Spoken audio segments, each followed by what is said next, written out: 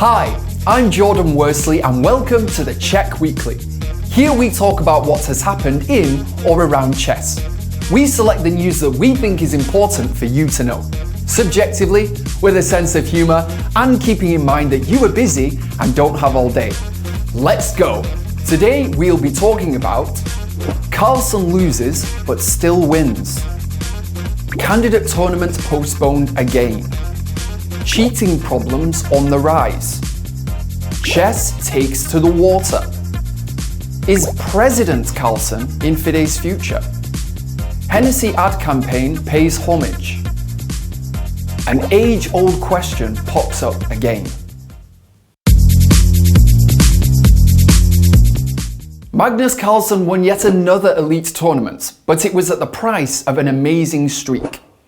The competition was the Altibox Norway Chess Tournament.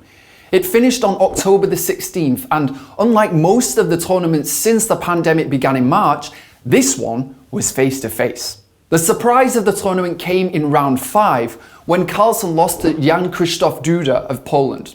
That ended Carlsen's record 125 game beaten streak in slow or classical chess, going back for more than 2 years. Carlsen then lost again in the last round to Levon Aronian. That was still not enough to derail the world champion and stop him from picking up yet another first place Czech. Placing second was Alireza Firouzja, the 17-year-old rising star who has burst into the top 20.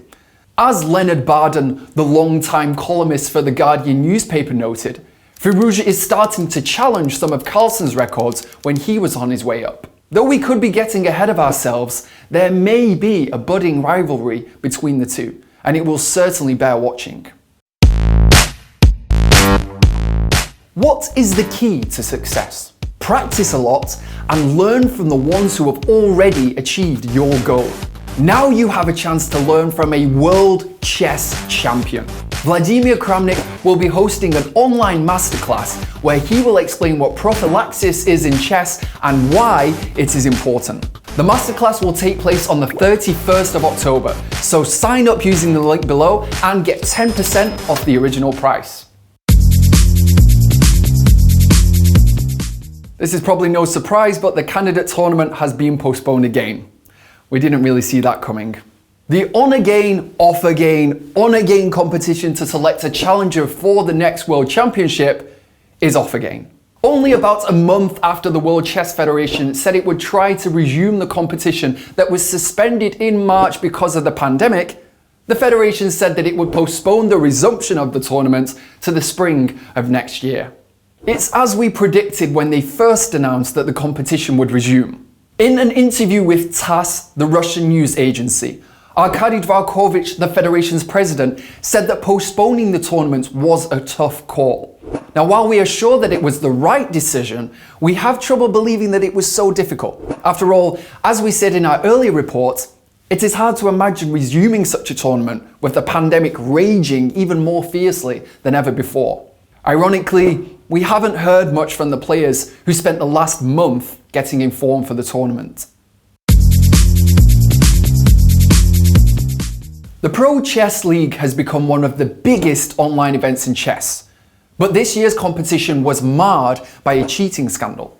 In the final, it looked as if the Armenia Eagles pulled off an upset by beating the St. Louis Archbishops. However, just after the final, Wesley So of the Bishops filed a protest accusing his opponent Tigran Petrosian of cheating in that game. Chess.com, the host of the competition, did an investigation and upheld So's protests. The Eagles' victories in the semi-final and final were vacated, and Petrosian was given a lifetime ban from Chess.com, which is the world's largest chess-playing site. Concerns about cheating have long plagued chess, but they have become even more pronounced as more competitions have gone online because of the pandemic. A recent article in The Guardian noted that the number of players being banned on Chess.com, which averaged about 5,000 to 6,000 before the pandemic, jumped to 17,000 in August. The World Chess Federation is trying to come up with a new policy and plan to deal with the issue. We applaud the initiative and urge the Federation to act quickly. Cheating is like a virus that could create widespread paranoia and poison the game for everyone. There is a new sport in town, chess diving. In late September, a chess diving competition was held in Graz, Austria, with 13 competitors. The rules were simple. Boards were on the bottom of a pool, and players had as much time to make their moves as they could hold their breaths. Now, if they failed to make a move before resurfacing, they lost their games. Form held as Gert Schneider, an international master and the pre-tournament favourite, at least based on his rating and not necessarily his lung capacity, won the inaugural competition.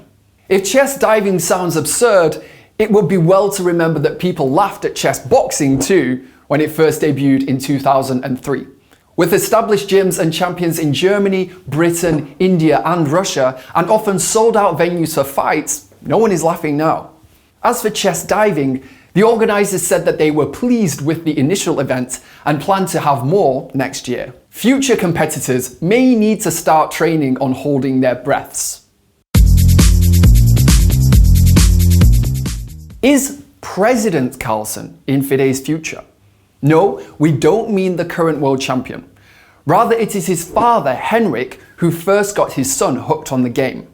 Our well-placed sources say that Henrik is mulling a run for the FIDE presidency. We don't know if he is considering throwing his hat into the ring because he is dissatisfied with the current administration headed by Arkady Dvorkovich, who was elected in 2018. Or perhaps he wants to give back to the game that has given his family so much. The next election is still 2 years away, so there is plenty of time before Henrik has to make a decision and assemble a team of officials to run with him. World champions, or in this case, a proxy for one running for the presidency of FIDE, have a mixed history. Max Euwe led the federation from 1970 to 1978, but Anatoly Karpov and Garry Kasparov were soundly defeated in 2010 and 2014 respectively when they ran for office. We'll be sure to keep you posted.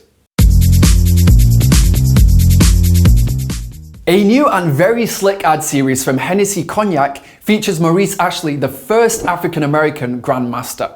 The ads, which have a hip-hop vibe, harken back to Ashley's early days when he was first learning the game by playing hustlers on the streets of New York. The ads include an interview with Ashley's mentor, Willie Pops Johnson, who was a member of the Black Bear School.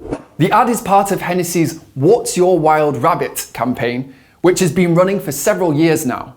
Usually, alcohol and chess don't mix in competitions, but this is one time when there should definitely be an exception. Why are there so few top women players? That is the question behind a thought-provoking recent article in Mint by Omkar Hadekar, which, by the way, has the even more provocative title, Why Women Lose at Chess. Now, the lengthy article does not necessarily break new ground, but it does include a remarkable quote from Kaneru Humpy, one of the world's best female players. She says that men are just better players. It's proven. You have to accept it, she said. We are not going to take sides, but we urge viewers to read the article. There is also a link to an interview with Yeva Repkova, the head of the World Chess Federation's Commission on Women's Chess. The title of that interview is also very loaded. It's more natural for men to pick chess as an interest and women to pick arranging flowers.